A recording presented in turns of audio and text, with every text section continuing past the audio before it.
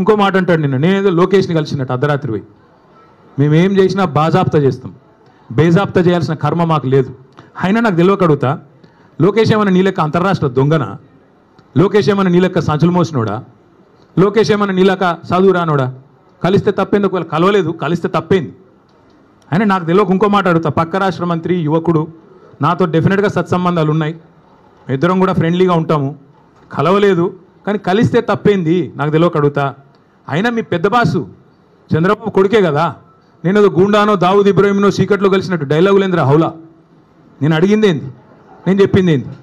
నేను దొంగను కలిసిన నీలాగా, లేకపోతే నీలాగా లోఫర్ రాజకీయాలు చేస్తున్నాను ఢిల్లీలో పోయి, చీకట్లో పోయి అమిత్ షా కాళ్ళు పట్టుకొని, చీకట్లో పోయి మోడీ గారి పాదాలకు ప్రణమిల్లి చిల్లర రాజకీయం చేస్తున్నానా? పక్క రాష్ట్ర మంత్రి యువకుడు నాకు తమ్ముళ్ళు అంటాడు, కలిస్తే కలుస్తా కానీ నేను కలవలేదు, దానికి ఏదో పెద్ద ఈయనేదో గొప్ప విషయం కనిపెట్టినట్టు. ఆయన నాకు తెలియక అడుగుతా, పాలన గురించి తెలుసుకోవాలంటే మమ్మల్నే కలుస్తారు బీఆర్ఎస్లను, దోపిడీ గురించి తెలుసుకోవాలంటే నిన్ను కలుస్తారు. ఆయన నన్ను కలిస్తే నీకేం నొచ్చింది? ఆయన నన్ను కలిసినా నీకేం బాధ అవుతుంది? నాకు అట్లా తెలియక అడుగుతా. నేనేమంటున్నా అంటే, ఈ చిల్లర మాటలతోని ఎన్ని రోజులు టైంపాస్ చేస్తావు? ఇంకెన్ని రోజులు ప్రజలు ఇవాళ ఆగం చేసే ప్రయత్నం చేస్తున్నావు? అసలు నిన్న రేవంత్ రెడ్డి గారు ఎందుకు మాట్లాడండి పనికి మాలిన మాటలు? ఎందుకు అంటే ఒకటే కారణం, ఈయన దొరికిపోయిండు.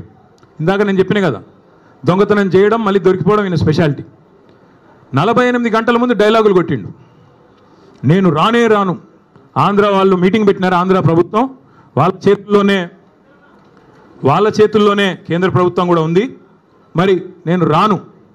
చంద్రబాబు పిలిచిన బనకచెర్ల గురించి అయితే నేను రాను అని డైలాగులు కొట్టినాడు, లీకులు ఇచ్చినాడు, లీకు వీరుడు. ఇచ్చిన తర్వాత 24 గంటల్లో ఏం మారిందో తెలియదు, 24 గంటల్లో ఏం జరిగిందో తెలియదు. టకామని ఢిల్లీలో తేలిండు. ఢిల్లీలో తేలిన తర్వాత స్పష్టంగా దొరికిపోయినాడు. ఈయనేమో బనకచెర్ల ప్రస్తావనే రాలేదంటాడు. ఆంధ్ర మంత్రి గారు రామానాయుడు గారు బయటకు వచ్చి మొట్టమొదటి ఎజెండా అంశమే బనకచెర్ల, దాని మీద మాట్లాడినాం, 30 రోజుల్లో కమిటీ వేస్తున్నాం, అయిపోయింది, చంద్రబాబు డైరెక్షన్ ఇచ్చిండు, రేవంత్ ఓకే అన్నాడు అన్న లెవెల్లో ఆయన మాట్లాడుతున్నాడు. దొరికిపోయిండు దొంగ. తెలంగాణ ప్రయోజనాలను, గోదావరి జలాలను పూర్తి స్థాయిలో చంద్రబాబు గారికి తాకట్టు పెట్టినాడు అని దొరికిపోగానే మళ్ళీ డైవర్షన్ స్టార్ట్. కొన్ని రోజులు ట్యాపింగు, కొన్ని రోజులు కాళేశ్వరం, కొన్ని రోజులు ఫార్ములా, ఇంకొన్ని రోజులు డ్రగ్స్, మన్ను మశానం వాడి బొంద. తప్ప ప్రజలకు పనికొచ్చే ఒక్క మాట, ప్రజలకు పనికొచ్చే ఒక్క మాట, ఒక్కటంటే ఒక్క మాట మాట్లాడినాడా? చిట్ చాట్లో మహాలక్ష్మి ఎప్పుడు ఇస్తావో చెప్పావా? రైతులకు మొత్తం రుణమాఫీ ఎప్పుడు పూర్తి చేస్తావో చెప్పావా? బోనస్ ఎంత ఇచ్చినావు, ఇంకా మిగతాది ఎప్పుడు ఇస్తావో చెప్పావా? రైతు భరోసా అని డైలాగులు కొట్టి 15,000 అని చెప్పి 12,000 ఎందుకు ఇచ్చినావా? దౌర్భాగ్యం ఏందో చెప్పినావా? ఆడపిల్లలకు స్కూటీలు ఎప్పుడు ఇస్తావో చెప్పినావా?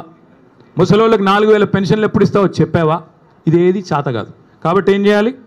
ఈ తెలంగాణను దండుపాలెం బ్యాచ్ లాగా దోచుకుంటున్న అన్నదమ్ముళ్ళు, అనుముల బ్రదర్సు, నువ్వు కలిసి, అదేవిధంగా మీ వాళ్ళు కలిసి మొత్తం ఈరోజు డైవర్షన్ గేమ్లు తప్ప 20 నెలల్లో చేసింది ఏంది? ఇవాళ వెన్నుపోటు పొడవడం అనేది రేవంత్ రెడ్డికి ఏం కొత్త కాదు, వెన్నతో పెట్టిన విద్య. నమ్మి ఓటేసిన పాపానికి దేశ రాజధాని ఢిల్లీ సాక్షిగా మరి మళ్ళొక్కసారి తెలంగాణ ప్రజల గొంతు కోసిన కసాయి రేవంత్ రెడ్డి.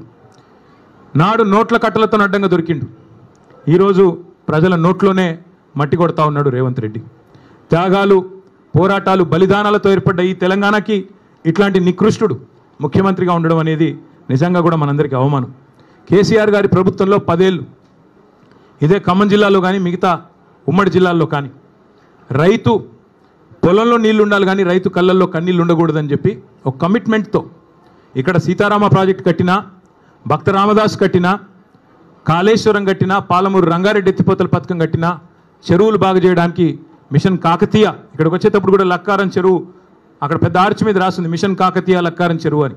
అట్లాంటి కార్యక్రమాలు మరి అనుక్షణం తప్పించి మరి 14 ఏళ్ళు ఆనాడు నీళ్ల పేరిట పోరాటం చేసిన, 10 ఏళ్ళు ప్రభుత్వాన్ని నడిపిన కేసీఆర్ గారు ప్రాజెక్టులు కట్టారు, రైతు బాగుండాలని తప్పించి రైతు బంధు పెట్టి, రైతు బీమా పెట్టి, పంటలు కొని బ్రహ్మాండంగా నీళ్ళు అందించి 12వ స్థానంలో ఉన్న తెలంగాణ నెంబర్ 1 స్థానాన్ని తీసుకొని పోయారు.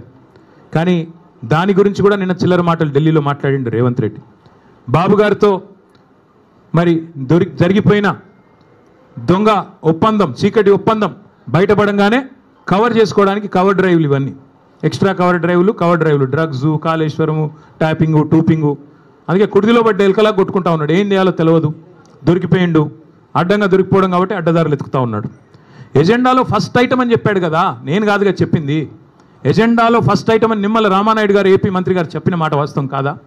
ఇంత స్పష్టంగా చెప్పిన తర్వాత తెలంగాణ ముఖ్యమంత్రి అబద్ధాలు చెప్పిన మాట వాస్తవం కాదా? అందుకే నేను అనేది 70 లక్షల మంది రైతుల ముందు, ఇవాళ కోట్లాది మంది ప్రజల ముందు మళ్ళొకసారి దొరికిపోయింది కాబట్టే ఈ మైండ్ బ్లాంక్ అయిపోయి ఈ పనికిమాలిన మాటలతో అటెన్షన్ డైవర్షన్ కోసం ఈ చెత్తవాగుడంతా వాగుతూ ఉన్నాడు. డ్రైనేజీ కంపు ఎంత అయితే ఉంటుందో అంతకంటే ఎక్కువ మీ దగ్గర అదే ఉండేది. చూడు ఇక్కడ ఇదివరకు కాలువ, ఆ గోళ్ళపాడు ఉండే ఇదివరకు అలా పోవాలంటేనే భయం అవుతుండే. అంతకంటే కంపు ఉన్నది ఇప్పుడు రేవంత్ రెడ్డి నోరు. ఆ నోరు తెరిస్తే దరిద్రం గబ్బు తప్ప ఒక్కటంటే ఒక్క మంచి మాట రాదు. అట్లే నేను అడుగుతా ఉన్నా, ఈ జిల్లాలో ఏం చేశారు ఇప్పుడు రేవంత్ రెడ్డి గారు? ఈ 20 నెలల కాలంలో రాష్ట్రానికి ఏం చేసినావు, ఖమ్మం జిల్లాకి ఏం చేసినావు చెప్తావా? కేసీఆర్ గారు కట్టిన ప్రాజెక్టు సీతారామ, ఆ ప్రాజెక్టుకు వచ్చి రిబ్బన్ కట్ చేసి నెత్తిన నీళ్ళు చల్లుకోవడం తప్ప నువ్వు పీకింది ఏంది, నీ మంత్రులు పీకింది ఏంది అని అడుగుతా ఉన్నా. ఒక మంత్రి ఏమో బాంబుల్లో బిజీగా ఉన్నాడు, ఆయన పేరే బాంబులేట్ అయిపోయింది పాపం. ఇప్పుడు బాంబు వెళ్తుంది, అప్పుడు బాంబు వెళ్తుంది. కార్తీక పౌర్ణమి బాయ్, దీపావళి బాయ్, సంక్రాంతి బాయ్, మళ్ళీ దసరా రానివట్టే, దీపావళి రానివట్టే. ఇప్పుడు వెళ్తుంది, అప్పుడు వెళ్తుంది. ఏంది పేలేది, ఏంది చేసింది ఏంది, నువ్వు పీకేది ఏంది? అందుకే చెప్పాను నేను లాస్ట్లో కూడా, ఏదో ఉచ్చులో ఇరుక్కున్నాడు అంటే ఉత్సాన బొత్సా అని చెప్పాను.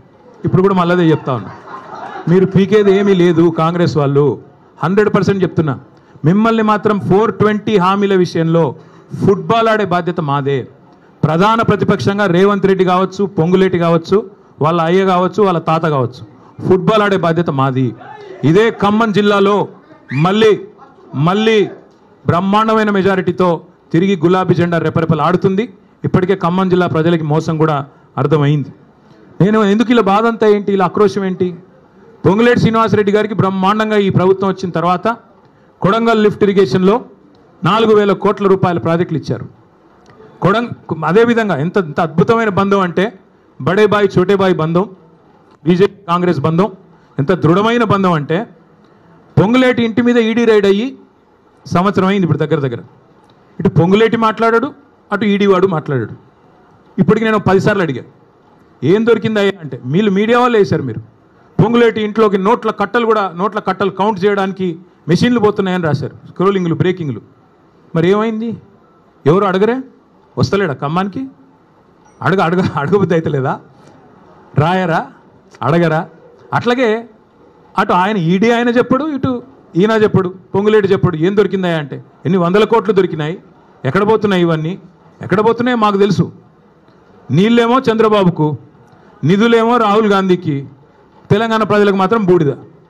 చేసిందేంది 20 నెలల్లో? ఇవాళ ఈ సివిల్ సప్లైస్ కుంభకోణం కానీ, అట్లాగే కొడంగల్ లిఫ్ట్ ఇరిగేషన్లో మీరు కేకును కోసినట్టు ఎంత బ్రహ్మాండంగా ఒక కంపెనీని ఈస్ట్ ఇండియా కంపెనీ అన్నాడు రేవంత్ రెడ్డి ఇదివరకు.